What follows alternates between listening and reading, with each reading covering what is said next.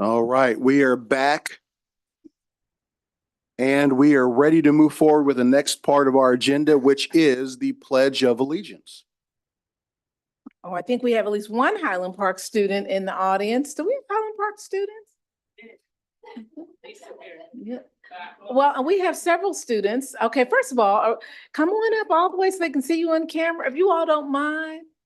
Thank you for helping with the pledge. And are you JAG students? Yes. Okay. Was this a class assignment to come? No, we just wanted to spend our time. They just wanted to spend their time with us. We're trying to celebrate the student of the month, but that's not happening. Oh, yes, she's coming in November instead. She just asked us if we want to go, so we're like, yeah. I came. That's awesome. All right, we're gonna start with the pledge, okay? All right. All right, you all wanna hold that? Come on, And I'm gonna move back. you start us off. I I pledge allegiance to the flag of the United States of America and to the republic for which it stands, one nation, under God, indivisible, with liberty and justice for all. Well, that's the best pledge we've heard all year. And really quickly, can you come up for just a minute, tell them who you were? They didn't have a chance to really talk to you there. What's your name? Journey, And what, I love that name. What grade are you 10th. in? Right. Alexander, and I'm also a sophomore. Staff member? And I'm Miss Gentry. It's my first year teaching in 501. All right, Miss Gentry. Good stuff. All right. And our senior of the month had someone passed in her family, so she's going to come in November, and we are certainly thinking of our senior of the month this evening. Okay, thank you, everyone. The next item on our agenda is the adoption of the agenda. I move the board adopt the agenda as presented. Thank you, Dr. Schumacher. Do we have a second? Dr. Beeson seconds. Any further discussion? Okay, you've heard the motion. We will go to a vote.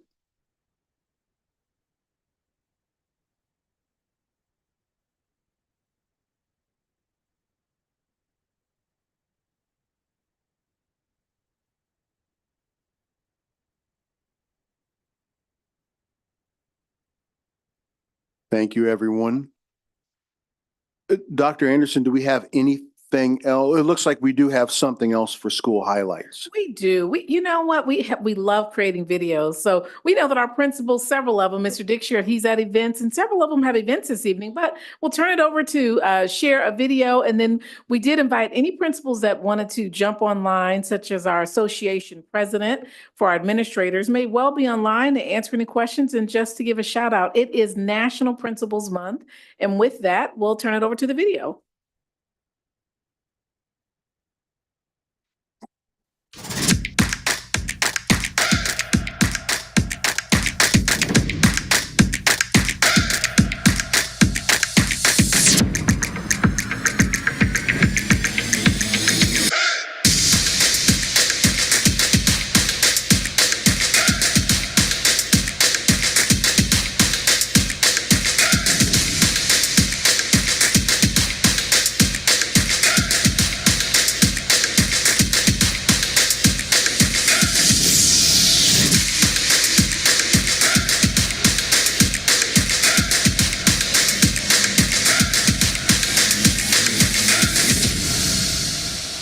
Getting 32 schools in. Mr. Williams, you did a nice job. That was moving fast. And I know that Ms. Pomeroy is on. She's going to read our proclamation, then we'll turn it over to Ms. Pomeroy. And if there are any other administrators on to answer any questions, we are so grateful for our 32 leaders as we celebrate them all month. So this month is a social media kickoff, and every week this month they have a special surprise or some level of celebration from district office. And of course, our schools are all loving on them.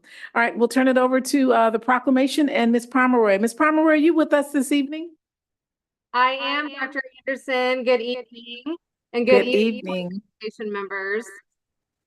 All right, Ms. Pomeroy, I'm gonna turn it over to you for the proclamation, then we're gonna pull your picture up and you get a chance to have some conversation with the board, as can others that are on with you. Okay, sounds great. The proclamation of Topeka Unified School District number 501, National Principals Month, October 2024. Whereas the principal's leadership is a crucial element to ensure the academic success of Topeka Public School students. And whereas school principals and assistant principals are responsible for the day-to-day operation of their school, which includes supporting students as learners, overseeing the effective implementation of student-centered programs, building meaningful relationships with students, families, teachers, community partners, and others, and nurturing a student-focused school culture. And whereas school principals and assistant principals are instructional leaders working with teachers to establish high expectations for all students and promote the use of effective and appropriate classroom practices. And whereas principals and assistant principals work diligently to create a positive school climate that is inviting to students, families, and the community, as well as provide a safe and supportive environment where students learn, grow, and achieve. Now, therefore, be it resolved that the Board of Education of Unified School District 501, Topeka, Kansas, does proclaim October 2024 as National Principals Month. The board encourages citizens to join in the celebration of National Principals Month by thanking all school administrators for the care and concern they show our children. And be it further resolved that a copy of this proclamation will be included in the minutes of the Board of Education meeting October 3rd, 2024. In witness whereof, we, the staff of Topeka Unified School District number 501, do hereby affix the signature of our Board of Education president and the official seal of the Board of Education on this 3rd day of October 2024.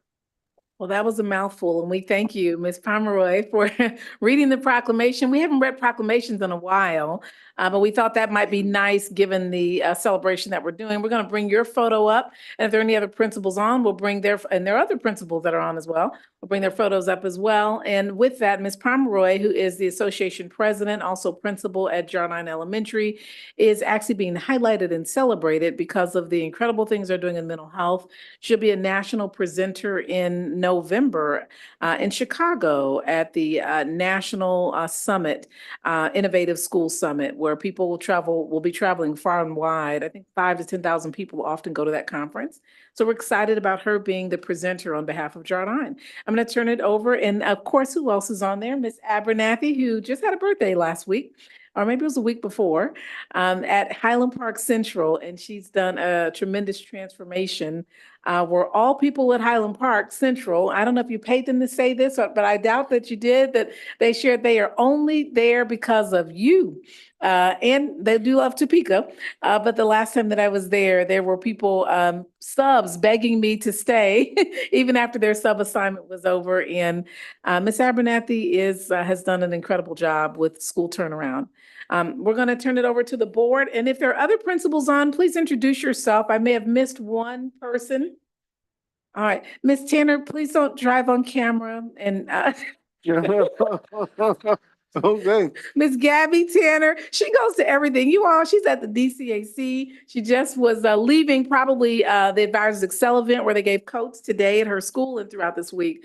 Ms. Gabby Tanner is at the Head Start building at Sheldon and also oversees Pine Ridge. We love you, Ms. Tanner. Be safe. All right, we'll turn it over to Board President Tatum. Okay. Do we have any questions and comments for the principals surrounding National Principal Month or anything related? Mrs. Bowley? So I know your job isn't very hard. We just want to, as a board, thank you for everything you do for our students, our family, our community, because it is such a broad job title. You do so much for all of our families and students and your staff. It is a heavy load that you carry, and we appreciate you so much for doing that. We love that you are in Topeka Public Schools. Our leaders are just fantastic. They just make me proud every day. So just want to say to you, you make me proud every day. And thank you so much for everything you do for our community. It is an amazing job. Thank you. Thank you, Ms. Foley. Anyone else? Dr. Bonebreak? Dr. Gray and I managed to stop the death threats for Ms. Pomeroy. a couple of years ago. I just don't understand why people still line up 35 minutes before class is out to pick up their children. They want to meet the principal. They love the principal. That's why they come early. It must be it. Any other comments? And Ms. Pomeroy, if there are any comments that you'd like to say on behalf of the principals or the association, or things that you're doing at Jardine, I'll just turn that over to you if there are any things that you would like to say to the board on behalf of the association. I would just like to say, we have an incredible group of administrators, like Ms. Foley said, in Topeka Public Schools, who are working hard every single day to serve students, families, and communities. And, just the great work that's happening in all of our buildings. And all of us are a pretty tight-knit group, I know, at least at the elementary, but I know that's the same at secondary. And just the support system that we are for each other is just incredible, and I really do think is second to none. So I do know that we do have a great group, collectively leading our buildings, and I'm really lucky to just be a small part of that group, doing all of the things that we do for our students every single day. I know I wouldn't be as effective or be able to do the things that I do without the great people around me. And at Jardine specifically, we're off to a really good year. And I'm excited about that. I mean, we have our new reading series that we're implementing, and teachers are just working really, really hard. So we're off to a great start. We've got great things happening. I know there's great things happening across all of our buildings, but it's hard to believe we're almost at the end of the first quarter. I can't believe that we're that far into the school year already. But I'm just thankful to be here. I appreciate Topeka Public Schools and all the supports that we get in our building, and I support and appreciate my team. And how many years have you been in the district, Ms. Pomeroy? This will be my 22nd year. I believe I started in Topeka Public Schools in 2002 as a teacher at McCarter, and have just made my way through a couple of different schools throughout the years, and this will be my 10th year as an administrator. And she is probably the most energetic of the group, and has the most amount of clothes that say Jardine. I think they have a different outfit, no matter what day you go. Leopard skin looking Jardine, the Jardine Jaguars, and all the other items. But she is truly a joy, and her energy is infectious. So if you haven't been to Jardine, the STEAM school of almost 700, between 700 and 800 students. It's one of our largest elementaries. I understand, Ms. Tanner, you're parked. And so now that you're parked, would you like to share how many years you've been in the district, and a comment that you'd like to share with the board, and sharing what schools you've been at and oversee? Thank you. Good evening, Dr. Anderson and board, and thank you for the safety reminder. I'm doing the mom shuffle with the kiddos this evening. This is my 10th year in Topeka Public Schools. I began as an instructional coach at Bishop Elementary. And then when we closed that building and transitioned to Jardine, was the dean of students there, assistant principal at Ross. And then for the last 5 years, I've had the pleasure of being the principal of Sheldon Head Start and Pine Ridge Prep Preschool. And as you saw the video highlight at the beginning, I'm so excited that that was playing. We had our incredible Advisors Excel hosted coat and shoe event this week, and it's just the highlight of my school year. Honestly, I mean, the first day of school is always the favorite, but the joy on these kids' faces and seeing the way that our volunteers interact with them and the way that they go above and beyond to support our students and their families is just amazing. So it has been a great start to Principal Month for me over at Sheldon. And I'm looking forward to the rest of a great year. And what's the next event, just in case they want to come and see the goats and other zoo animals? And trust me, you want to come and see the goats. In April, I will send you an invitation. We have our Advisors Excel Barnyard event, and they bring a full petting zoo onto our parking lot. The goats and I, we are good friends. Dr. Anderson had the pleasure of meeting a fun horse last year. They bring baby pigs and cows. It's so cool for our kiddos who maybe have never been to a farm, never experienced these kind of animals before, to be up close and personal, and just another special thing that Advisors Excel does for our school community. Thank you, Ms. Tanner. And we'll turn it over to Mr. Abernathy, if you don't mind, since we don't have our other highlight and just, and we No. only have 3 administrators that want to give a little shout out to you all. We'll turn it over to Mrs. Abernathy, and Mrs. Pomeroy also has her big pumpkin patch that comes up probably sometime later this month, presuming you're doing that again with the help of the community. All right, Ms. Abernathy, I'll turn it over to you. Hello, good evening, and thank you, Dr. Anderson, and thank you for the kind comments from the board members.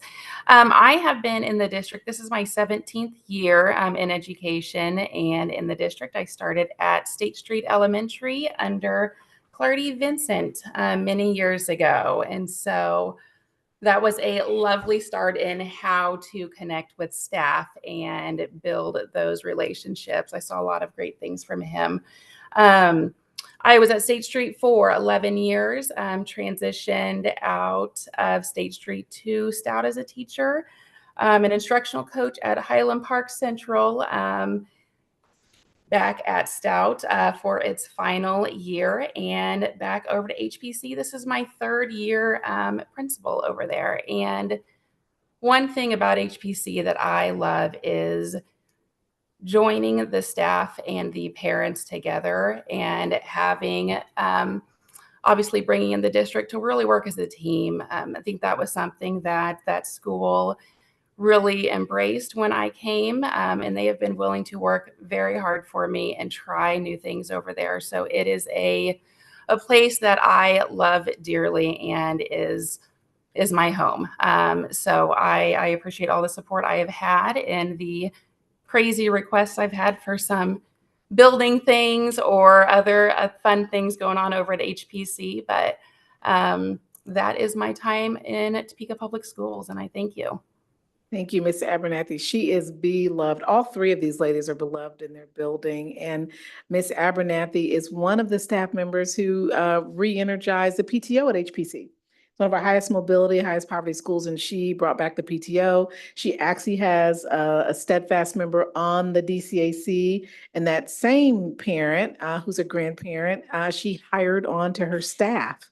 So she's all 3 of these ladies are just incredibly creative and dynamic. We thank you for coming to represent all of the principals and appreciate you tremendously. That concludes our Principal Appreciation Month. And you were right, Mr. Wolf. Yeah, let's give them a round of applause. I do want to mention on that note that you'll notice as we transition on and turn this back over to you that many of our principals started in the district as teachers, and the hope is to grow our own, and they transition into principals with great intentionality. So over the last certainly 8 years, most of our principals, almost all of them, I'd say about 98% of them, are people who are from Topeka, started in Topeka, and transitioned through into their administrative career. And it's really great to see. And with the K-State program, 15 students a year, we have a pipeline of people ready to move into administration. So it's exciting. Mrs. Renee Easter is the senior of the month. However, due to a death in her family, she will come and be celebrated in November. So we look forward to that. So we'll have 2 seniors of the month in November as a result. I'll turn it back over to you, Mr. Tatum. Okay, thank you so much, Dr. Anderson. The next item on our agenda is public communications. And as I understand, Ms. Lister, there's no one who signed up to address the board this evening. Okay, good. So we will move on to the business by consent and looking for a motion to do that. I move the board approve the items of business by consent as presented and authorize the board president or superintendent to sign the special project and purchasing contracts for and on behalf of the board. Thank you, Dr. Schumacher. Do we have a second for that motion? Dr. Bonebreak seconds. Any further discussion? Okay, we'll go to a vote.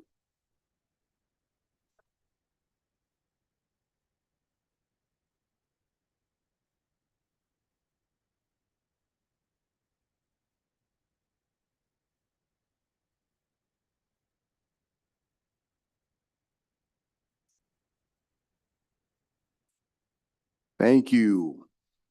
Okay, that takes us to superintendent's report. I Mr. Schaefer, Mr. Nate Schaefer is preparing to present. So as Mr. Schaefer comes on up, this is the major maintenance section of the report. And every year, Mr. Schaefer presents the various items that he plans to tackle over the course of the year. Mr. Schaefer just returned from paternity leave. He looks happy, doesn't he? And so we had a chance to celebrate him last week. We're so proud of this young man. So we'll turn it over to Mr. Schaefer. Thank you, members of the board. Every year, the facilities team takes a hard look at the needs of the district, not only in the infrastructure that we maintain, but also in the learning environments that we have a direct impact in overseeing and ensuring are providing the highest quality learning environment as possible. In the slideshow and in your packets, you'll see that we have a budget detail on the projects that are proposed as well as the funding request. And it breaks it down line item by line item, also location by location. In total, we have about 21 projects that we would like to see funded with a total allocation of $5 million. And that would be taking place at 15 different district locations. In addition to that, okay. So as you can see, the total requested budget is $5 million. The list is categorized by priority types. A being primary, B being secondary. The reason why we've broken it down in this way is to ensure that our most essential projects have the ability to be funded because of the variability that our bidding process provides. Sometimes our estimates are a little high or a little low, depending on when the projects go out and what contractors that we have available bidding on those projects. And so we took a very conservative budgeting approach this year to ensure that those primaries have the opportunity to be fulfilled and be completed.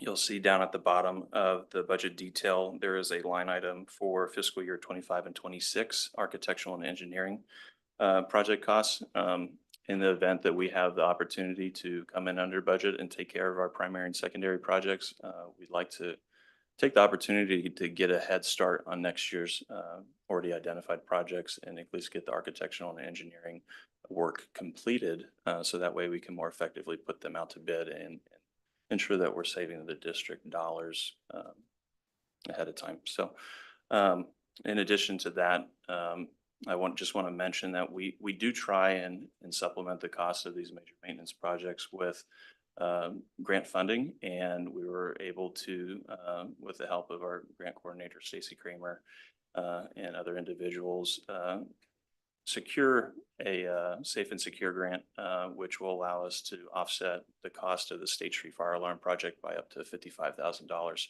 depending on where other funds are being allocated for IT and security projects as well.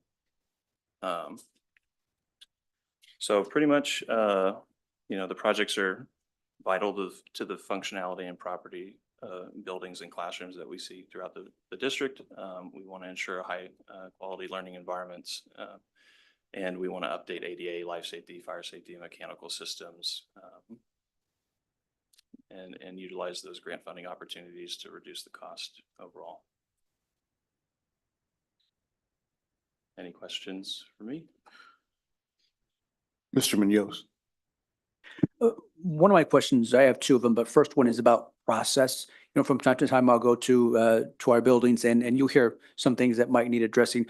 Can you talk to me more about your process? How do you go about to get a good sense of the state of our buildings? What process do you have in place to sort of receive input?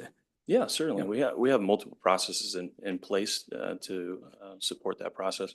The first of which is, since I also have oversight of our custodial staff, we do custodial inspections twice a year, once in the fall, once in the spring. I join our custodial supervisor on those inspections intermittently, and that gives me an opportunity to walk the halls, go to the less seen places within our buildings. So that's one process that we have established that allows for feedback. The second is we monitor our work order system very closely, and we are lucky enough to have great communication from our buildings, and as far as reporting what their perceived needs are from a building maintenance perspective. And so that's a secondary thing that we have established. And the third is I meet with each and every single one of our principals twice a year, once in the fall and once in the spring, to talk about not only what our perception is for needs for the building, but also what their perception and what their needs are, so we can help meet those needs for our staff and students. Great, thank you. That's what I was, exactly what I was expecting to hear and hoping to hear. I wonder if you could sort of explain the difference between some of these phase 2, 3, and 4 in terms of the jobs. Would help us understand what that means exactly. Certainly. Is there a specific one that you'd like me to touch No, on? I see some for Topeka High, Topeka West, Mhm. Chase, Eisenhower. What are the differences between those phases? So sometimes it's not possible for us to complete an entire scope of work in one fiscal year's funding allocation. And so we have to phase it out into increments. For example, Topeka High, we note that we're on the second phase of a univent replacement, which are the heating and cooling units that are in our classrooms. Last year, 2 years ago, we were able to accomplish the first phase, which took care of replacing all the univents and fan coils on the first floor of Topeka High. This upcoming year, in the second phase, we will be replacing the fan coils and univents in the second floor of Topeka High. And so there will be a subsequent phase to address the third floor, hopefully next year. Thank you very much. So, Mr. Schaefer, congratulations. Thank you. You're welcome. I've got a couple of questions. The first is probably the easiest for you to answer. So you've got priority A's and priority B. But yet the budgeted amount adds up to the same total. If you're getting the amount in the budget that you're requesting, is there, what's the rationale behind priorities A versus priorities B? It's dependent upon what stakeholder input has given us as far as the severity of the deterioration of the infrastructure component, or the perceived need based on the number of maintenance work orders that have been issued and the number of dollars that we've spent trying to limp some of these along. The $5.345 million is, like I said, a conservative estimate. Since this is my first year as a general director, I wanted to ensure that I was being conservative in my budgeting approach. And like I said, to allow for those priority A projects to be completed.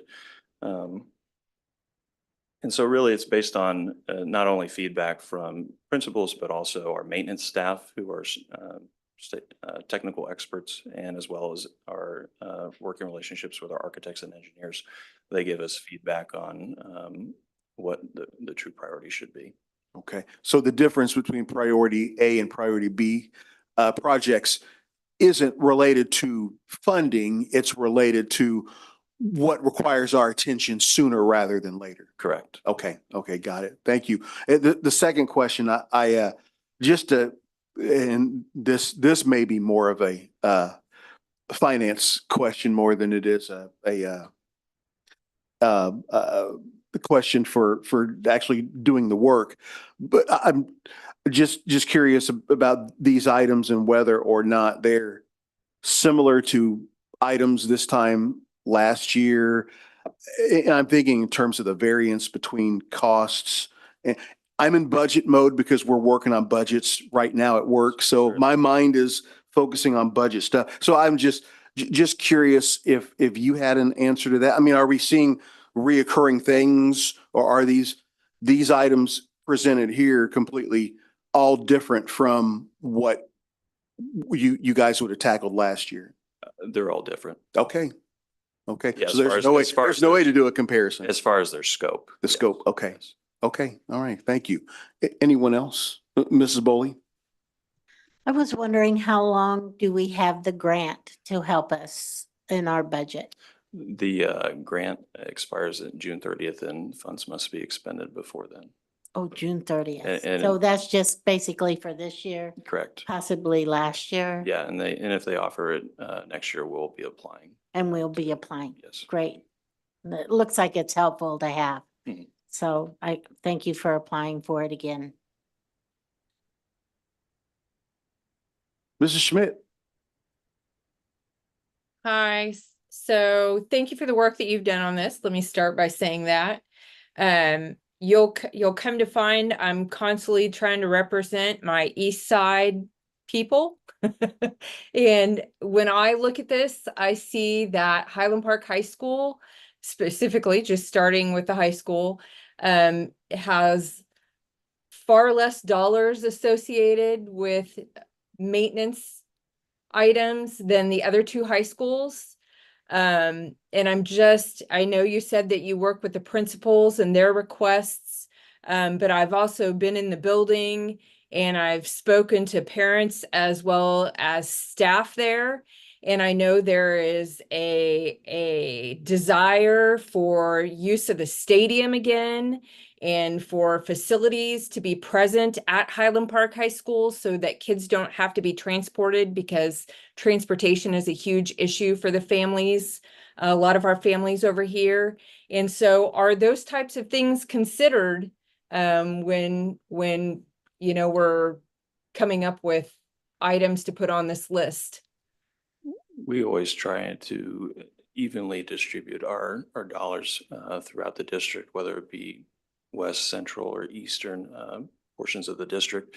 Sometimes on the maintenance side, it doesn't necessarily allow us to do that, but I will assure you that through other project funding sources, we are addressing the needs of our East Side schools, specifically Highland Park. I actually just met with Julie Watson, our principal, today to discuss what their needs are. And so while I might not be showing up on a major maintenance plan, we have other smaller dollar funding allocations that can be applied to ensure that everybody's getting equitable projects.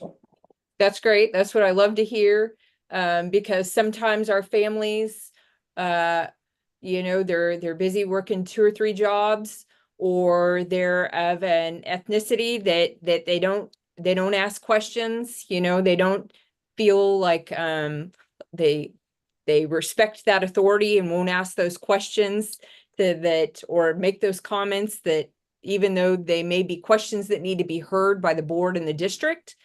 So I just want to make sure that those voices are being accounted for and that we are looking at those things, because I know while Hummer is great in concept and it's a beautiful thing that we've accomplished, when we did that, it created a hardship for our students on the East Side, who walk to a lot of things, right? They walk to school. It's a lot harder for them to walk to Hummer, and that transportation's harder for them, so to put in something like pitching cages or batting cages or whatever it is, that they would at Highland Park that they have at Topeka West or Topeka High has available to them. I just want to make sure we're taking things like that into consideration. So thank you.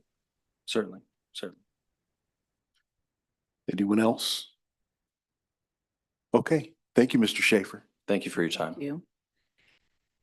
And this is really an informational item, so we always put it down for information and if you chose to take action, but we'll be bringing this back at the next board meeting for action, also giving board members time to connect with the various administrators.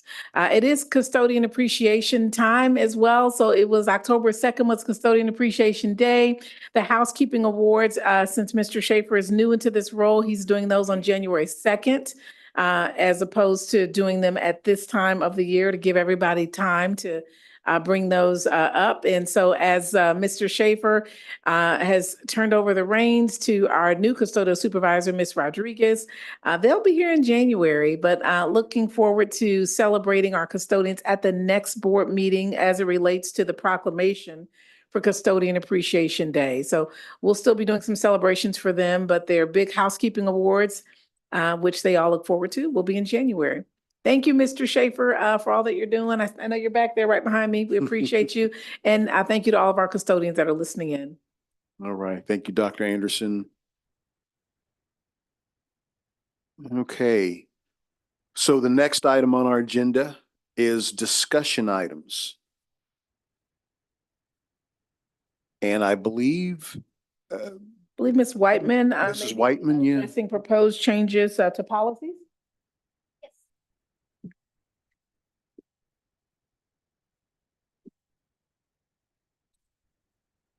You have in front of you a number of human resources policies that the policy committee has been looking at over a period of several meetings.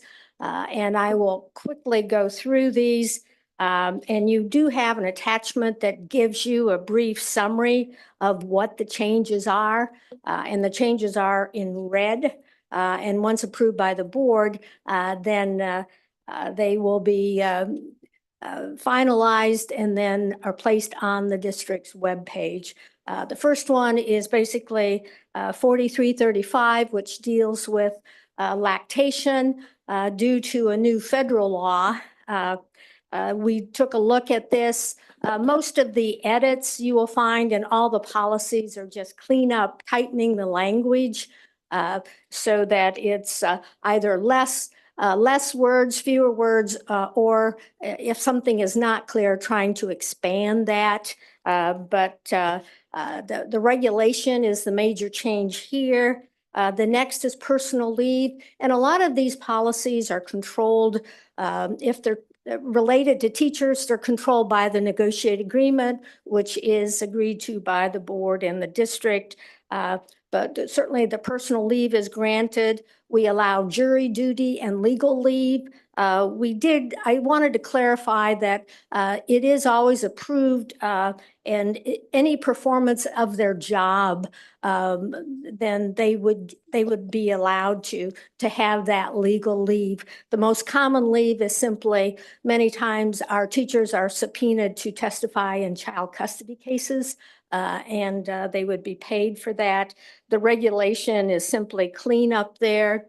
The evaluation of employees is 4,400. That is the evaluation of teachers is controlled by statute.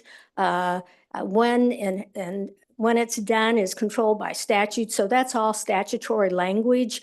The procedures are mandatorily negotiable, and the procedures, how the evaluation is conducted, how many meetings they have to have with the teacher, the observation, those procedures are all required to be negotiated and are in the negotiated agreement. I assure you, it is a very long process that principals, many times the most important job that principals do is the evaluation. And depending on how many new teachers they have, and what year they are in, by statute, they may have to do 2 evaluations a year or 1 evaluation. The non-renewal of the contract is basically a statutory. Teachers are the only employees in the state who by law have an automatic contract next year unless the board takes action on or before the third Friday in May to non-renew. So that is why anytime there is a non-renewal or termination, it is always brought to the board because the board would have to approve that.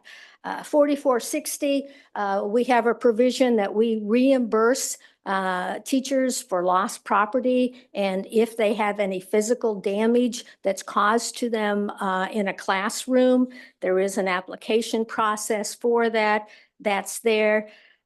Kansas statute under 4505 allows the board at any time there's reason to anticipate that a teacher may have a physical issue that impairs their ability to teach in the classroom. The law allows for a special health appraisal, and that's covered in 4501 and 4505.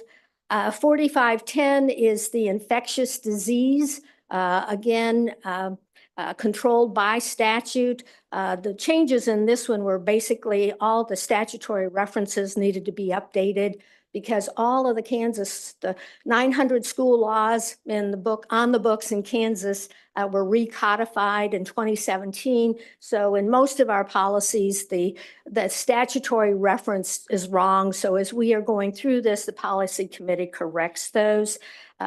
The regulation is one that I asked Ms. Denman to look at, and she recommended that there be major deletions in this policy simply because most of the existing language was really job description language that's already in the job description of our school nurses and lead nurses. So that was deleted. The 4510 talks about the HIV virus, and that is a policy that is still required, although hardly ever dealt with because of the 4515, which is the bloodborne pathogen required by law, that this is a training that our employees do every year, and it basically reduces the spread of any type of infection. 4550 deals with the use of tobacco by employees, and there is a law in Kansas that individuals may not smoke in public school buildings, and this language was just cleanup language there. The next is requests for termination. Which is again, all terminations you will see on your personnel report every month. If there is a termination, there are generally very few terminations because from an employment law perspective, if there is a performance problem with an employee, then they're given the opportunity to resign unless the behavior has been egregious. And then there are times when there is a termination, but all of those are brought before the board. And as board members, if you have any questions ever about the personnel report, please ask those questions. 4600-01 talks about requests for termination, resignation, or retirement. I added resignation because as a general rule, there are very few terminations. Mostly it is a resignation that you approve or a retirement situation. 4600-02 deals with our retirement, how we notify individuals, and we always want to know that as early as possible because with the shortage of teachers in the state and in our county, the earlier the district knows, then the sooner the efforts to recruit those individuals to replace them. Be happy to stand for any questions you may have at this time. Mrs. Whiteman, did you want to say anything about 4525? Oh, hang on. I think I did skip one. Let me go back and It was the drug use policy. oh, the drug use, that's a federal law that basically all districts have to adopt. It prohibits the use of any type of drugs in the workplace. Thank you. Thank you. Questions from the board, Mrs. Bowley? Yes, I had a question on F on lactation accommodations. And the federal law does not require the district to compensate non-exempt staff members for work time spent expressing milk. So could you tell me what employees that might be in our district, or do we just allow that for all of our employees? The non-exempt is really a term that comes from the Fair Labor Standards Act. All employees are either exempt in the sense that you don't have to pay them overtime or you have to pay them overtime. So non-exempt is basically any of your hourly staff. And that language under F is basically leftover, I think, from the original 2018. I know in my number of decades in school law, the usually the legal issue associated with lactation accommodations are for certified teachers. But this basically says that if they're an hourly employee, they wouldn't be have to be reimbursed for or paid for that time they do. Usually the accommodations are doing it during a break time, a lunch time, because we are an education business and always in charge of staff and providing services for staff. The first always accommodation is to try to have it done if the mother can do that during a break time or lunchtime, planning time, sometime when they're not responsible for either feeding, supervising, or teaching children. Thank you. I appreciate that explanation. Basically, we do reach out and help all of our employees with this situation if we need to. Yes. Thank you. Mr. Munoz. Just more of a comment that some of these policies haven't been sort of reviewed and updated in quite a while. And so Ms. Schmidt, Mr. Tatum and I have been working diligently along with Ms. Whiteman to sort of make sure that we go through it with the fine tooth comb, update things to make sure they reflect law both at the state and federal level. And so it's important work, and we're going to keep bringing you more policies for your approval to update. So thank you all. Mr. Munoz, I was going to say something very similar, so thank you. Anyone else? Okay. All right. Thank you, Mrs. Whiteman. Thank you.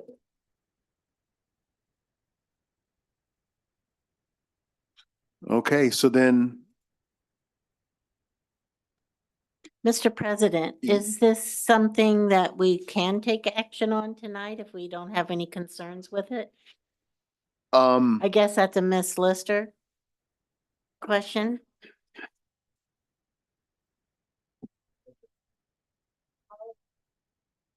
Yeah, we usually, the policy is that the board will discuss an item 1 week and then, or 1 meeting, and then take final action the following. You certainly have the ability, if you want to waive that policy, to take action on it now, or you could just wait for it to come up for final action at the next meeting.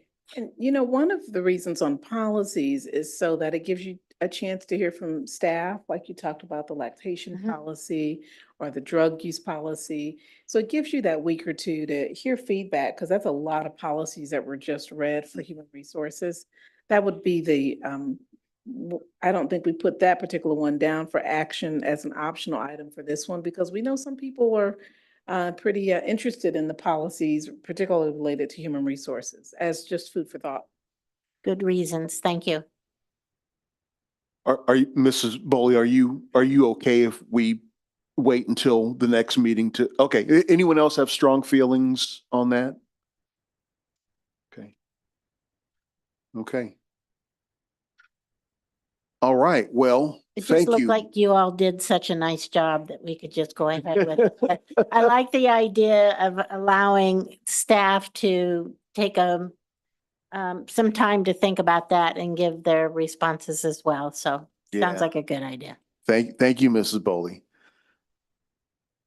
So the next item on our agenda then is the action item, and we have one action item. And it is the approval of the major maintenance a proposal for the 2024-2025 budget.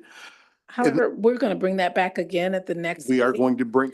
I know Mr. Schmidt asked questions about East Topeka, and that will, we always put like last year, you did them both at the same meeting, and there wasn't much that was questioned, and you approved those.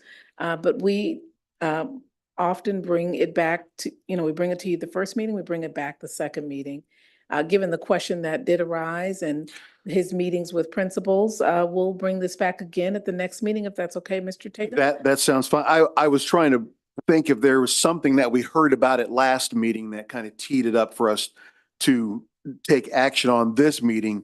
But no, that makes perfect sense. So then the next meeting we have, it looks like we'll have at least two action items to vote on. Okay, so we'll have none tonight, which, believe it or not, at this point, we are down to the bottom of the meeting. So it's time for board member comments. And I guess I was going to talk about policy council meeting and what we accomplished, but I think you all have a sense of what we've been working on, and there's more to come. Mrs. Whiteman has a lot more policies for us to review and to get caught up on and made current. Yeah, that's right. A big thick. Yeah, that's not an exaggeration. So that was the only thing that I really wanted to share tonight. I'll go ahead and pass it on to Dr. Schumacher. Dr. Schumacher. I had tech committee and personnel committee. I'm going to leave personnel to Miss Boley, and technology committee, which ran on time. Was not the longest meeting I ever had. We talked about a lot of things. Some of the things we addressed, we talked a little bit about round 2 of the Philips, the smart boards, and kind of that implementation. We talked about continued implementation of some of the interfaces with Munis so that some of our other products can interface a little bit more.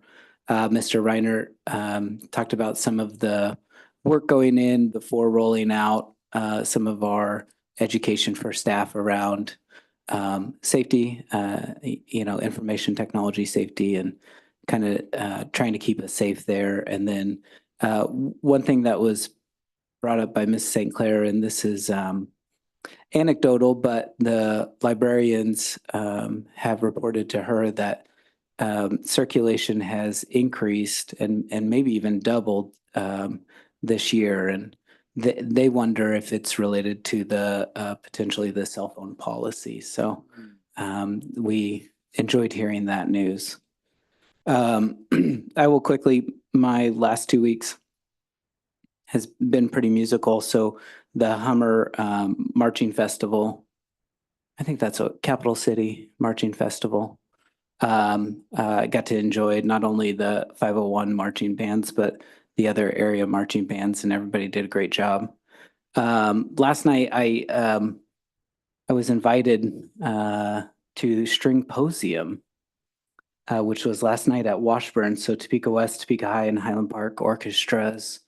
They've been working on pieces individually, but then yesterday, pretty much from 10 o'clock to 6 p.m., worked together as a group, and they had workshops at Washburn with Washburn staff, with some of the professors in their orchestra department, and they were under the direction of the orchestra director, Dr.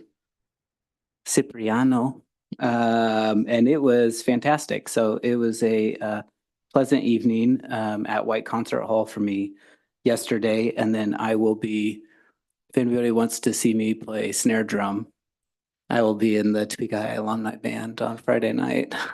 That's awesome. Former drum captain, no big deal. And Dr. Bonebreak, just a response.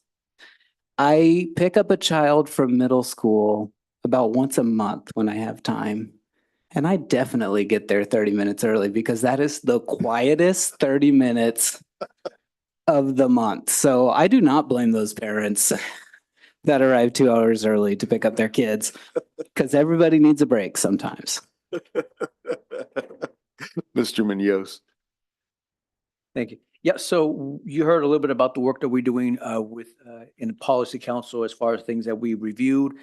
Take these next 2 weeks to look at it, and everything comes up, the questions, let us know.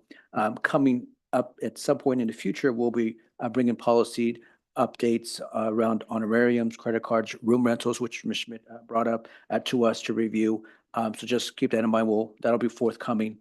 In Equity Council, we reviewed a number of different things. We had a presentation by Dr. Otenga as well as Ms. Okoyo at Williams. about the work that they're doing in their respective schools. One thing that did stick with me was Dr. Kip, who shared with us some of the changing demographics. The students that we're serving are changing at 36% Caucasian, 34% Hispanic, 17 African-American, and a couple of others who describe themselves as multiracial. But one thing that I did want to sort of point out was that our Hispanic student population is growing, and it's growing rapidly. I think for us as board members, we should begin to think about how are we adapting to make sure that we're able to connect with that students in terms of resources, resource allocation, as well as thinking about staff and whether we're doing enough and what else we could be doing to try and make sure that our staff is also able to reflect our students who we're serving. So just things for us to think about when it comes to human resources and when it comes to the work that we do to try to recruit and hire amazing staff to be able to help support our students. So. Good, all good points. Thank you. Mrs. Schmidt. Okay, you did me in order. I wasn't sure if you're gonna push me to the end. Nope. You guys never. covered policy. I haven't attended my first tech meeting yet. I don't think if we had one, I missed the last wellness health insurance meeting. I want to take a moment to thank the board and Dr. Anderson and leadership for your condolences at the loss of my father. Grief is weird. If you haven't been down that road yet, even when you think you're ready, it's just a weird road to travel. So I appreciate everybody reaching out and the plants and flowers that I've received very much. So since everybody covered everything else, my comments are kind of two questions or things that maybe we could cover at some future board meetings. Dr. Anderson said she's always looking for some things. The first is I would love to see a status or a report from the focus groups that Dr. Church and his team did on the teacher retention stuff. I know we did an all-employee survey last year, and then we did the kind of Emporia State and Dr. Church's group did the teacher retention piece. And then we said that we were going to kind of partner with them, and we entered a contract with them to continue doing work on the teacher retention piece.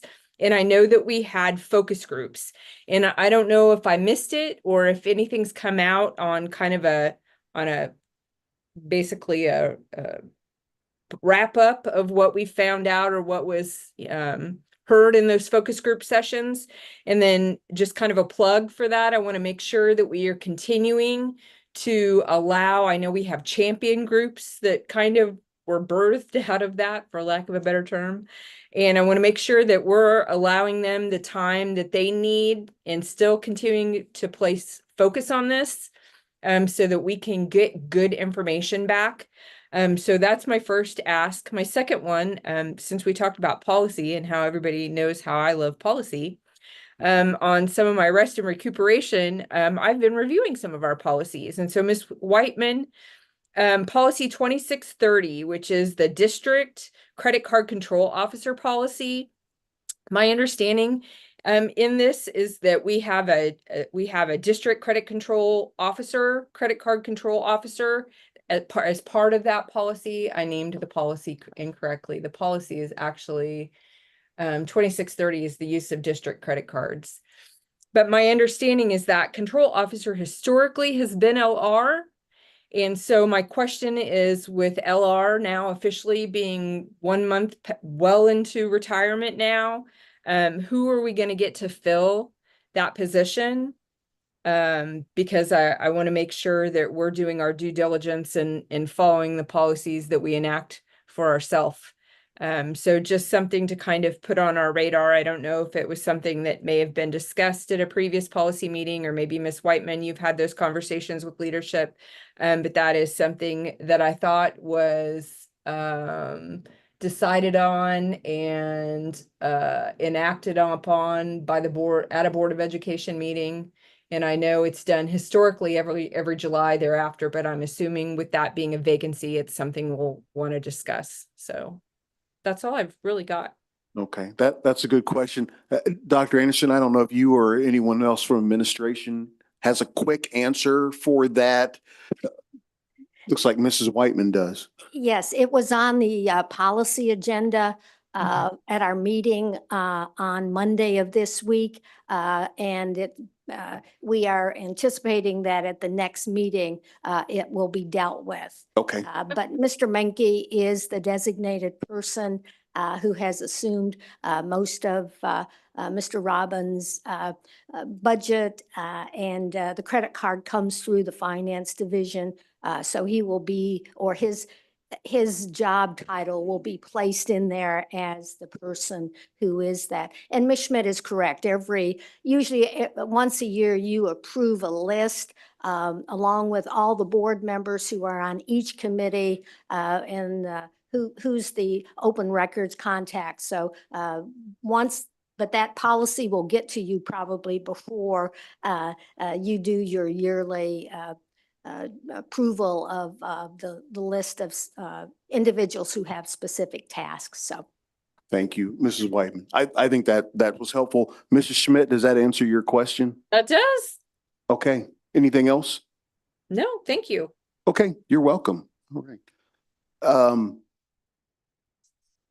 Mrs. Lister. After we vote in the new president and vice president and office. Oh, that's right. Yes, you are correct. Okay, that list. Okay. Thank you for the clarification, Mrs. Lister. Mrs. Bowley. I will be reporting on our personnel committee that met today. Our team is just doing some really fantastic things to close the gap that we got into during COVID. And one of the things that they're doing is HR is interviewing students, our seniors in our school buildings, if they're interested in education, and they are interviewing those students, and we're creating that connection for them that once they go to college that they want to come back to us. So that's just a wonderful idea. We have a K-State partnership with Topeka Public Schools to host education's student teachers. And so we will be getting the K-State student teachers here. K-State is going to present next week at a PD regarding their paraprofessional Grow Your Own to teaching program. And so all of these things are helping us fill those positions that have been just difficult to fill with the shortages across the nation. They've already even hired 5 teachers for the year 25-26. Wow. So they're just really trying to get out ahead of this. Another idea that they've had, they're having a human resource fair at Highland Park High School with their students, and also at Eisenhower. So we're even dropping it down into middle school, giving all these people idea of what kind of employment we have in Topeka Public Schools and really pushing that and helping us close all those gaps. Next Monday, Sheldon Head Start, we are under a monitoring situation there that when they came and did their comprehensive walkthrough in our district for Sheldon, they found some initial health and dental determinations that we needed to take care of, as well as an active student supervision during arrival. The monitoring review team will meet with administrators on October 7th to review all the documentation submitted and determine if if we will not still be under that review and close it down. And I have just really great faith that that is what's going to happen. They've done great things over at Sheldon to make sure that those things are covered. So that will happen on Monday, and I'll come back with a report on that. The staff is working really hard. So just some comments. The music competition that we saw, that the band competition, is that at Washburn this Saturday? It's actually on Monday. On On that initial calendar, it was on Saturday, but on the new calendar that Miss Lister sent out, it's on Monday. Monday night at Washburn is I forget what they call it, but the marching competition. Yes, it's really fabulous to see these students that work so hard. They are really great. So Monday, you might mark your calendar. I also want to say congratulations to all the staff and that we have on the ratification of the contract. I'm just really want to congratulate NEA and our negotiation team that worked so hard to come up with our agreement, and we're just really excited about that. Principals, we've already told you how much we love you, so enjoy this next month. I think you're going to be having some love on, and so enjoy that. You are very much appreciated. I want to piggyback on what Mr. Munoz said. Not only do we need to think about certain staff that we need for our students, but we also need to think about those new families that are coming to us and how we address them as well. And so that support there. And shout out to the Kiwanis Club for $4,000 to Shaner for recess equipment. How wonderful playground equipment. So we really want to thank them for supporting our littles over there. And that's just a wonderful thing. Our community is quite fantastic. And so we want to thank them. All right. Thank you, Dr. Beeson. I was able to attend my first Equity Council meeting, which Mr. Munoz covered. A couple of things that I just took away, like he said, the increase in our Hispanic student population, but also we're experiencing a decrease in our African American student population. And so there were some interesting questions about really taking a look at that and causes of that. As well as looking into chronic absenteeism, which I thought was really interesting and important to dive into. Of course, I think probably many districts experienced increase in those rates during COVID and the years following when there was so much virtual school. But I'm really pleased that those rates are decreasing and are getting closer and closer to our pre-COVID rates. Really enjoyed that a representative of the League of Women Voters was there to present to the group. They are visiting our middle schools and high schools to talk about the importance of civic engagement. Really great ideas that they've participated in different district events to engage with students, but also to get to the parents and engage with them and make sure that they are registered to vote. Loved hearing from a couple of staff members, like Mr. Munoz mentioned. Dr. Otinga at Highland Park High School is an author of some early readers that feature characters, make sure that students of color are seeing themselves represented in our characters, and that I know Dr. Anderson mentioned that the district is purchasing some of those books to have in our libraries, which I love. A heads up community event wise, John Marshall, the son of Justice Thurgood Marshall, will be at Washburn University in the Memorial Union on October 11th at 6 p.m. I believe there's a question and answer, photo opportunities. It is a free event for the community, but they do encourage registration. And I'm sure we have information that we can send out about that.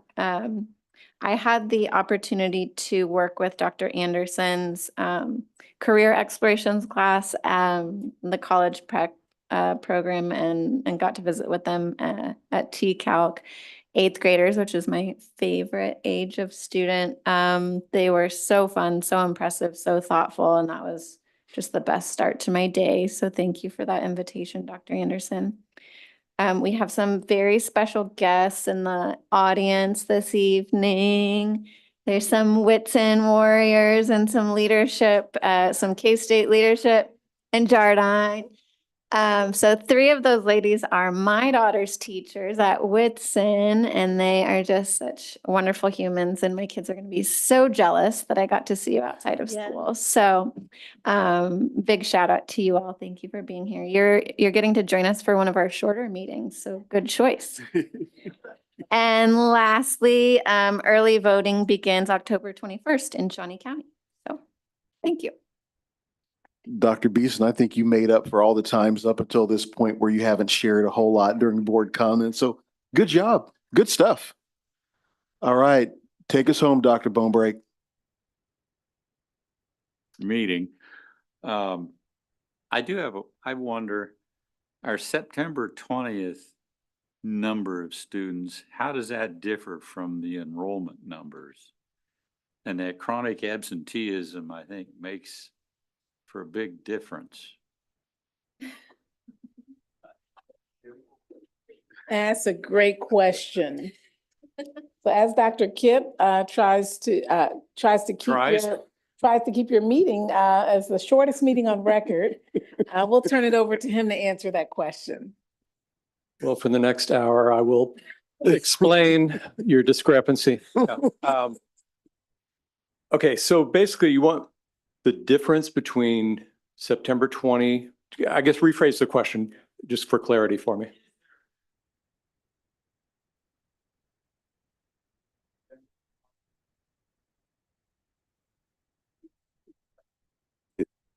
Dr. Bonebreak, you're going to want to turn your mic back on, please. Yes.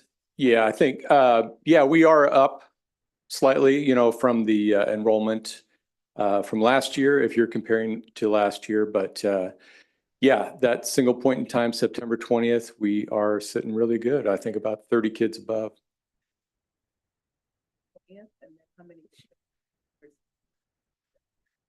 It just clicked for me. Okay. Okay. I see what you're saying.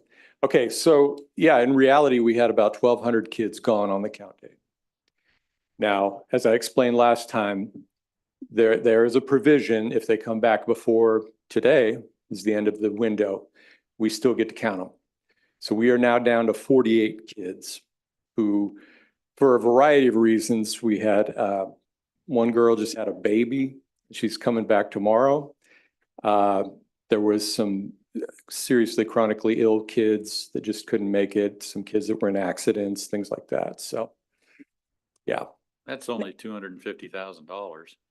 Who's counting? Yeah, but who's counting? It's really embedded and baked in the system every year.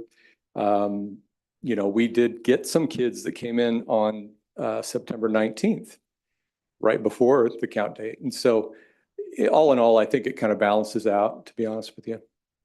And I think Dr. Bonebreak, you know, at the next meeting, since today the window closes for young people who didn't come on September 20th, they get this extra window of time to show up. Since it closes today, to your point, any student that shows up after count day, we are not compensated for. I think is that what you're getting at? Mm-hmm. So at the next board meeting, asking that same question, how many students are arriving that we do not receive revenue for, will be a question that he'll be prepared to answer again at the next meeting. Yep. So you can delightfully ask that again at the end of the meeting, and he'll be ready to answer that, or we'll embed that into a part of our report since today the window closes. Okay. Yep.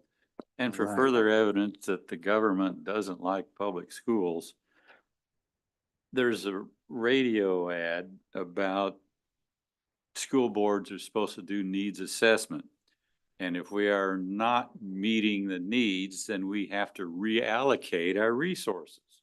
Not that we might get more resources. We have to reallocate. That's just another headbanger.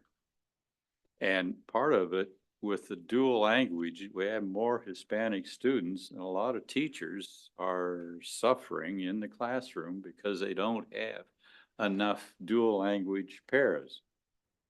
I guess it's more necessary than we thought, maybe. We'll see.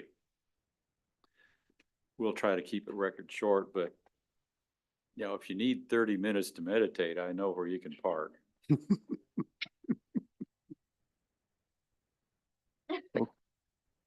All right. That looks like that's all the board comments. So now we are ready for a motion to adjourn. I move the meeting adjourn. All right. Thank you, Dr. Schumacher. Do we have a second for it? Mrs. Bowley seconds. Any further discussion? Okay, we'll vote on it. We just say, Okay, yep. Nobody all wants to right. stay? It's unanimous. Motion passes. We're adjourned.